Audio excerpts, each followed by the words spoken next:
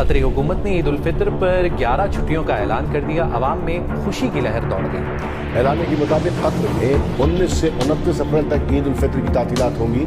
मुलाजमीन 30 अप्रैल बरोज इतवार को ड्यूटी पर वापस आएंगे। छुट्टी का इतलाक तमाम वजारतों, सरकारी और अवामी इदारों पर होगा। कतरी हुकूमत ने ईद उल फितर पर 11 छुट्टियों का ऐलान कर दिया। अवाम में खुशी की लहर दौड़ गई। ऐलान के मुताबिक कतर में 19 से 29 अप्रैल तक ईद उल फितर की तातीलात होंगी। मुलाजमीन 30 अप्रैल बरोज इतवार को ड्यूटी पर वापस आएंगे। छुट्टी का इतलाक तमाम वजारतों, सरकारी और अवामी इदारों पर होगा।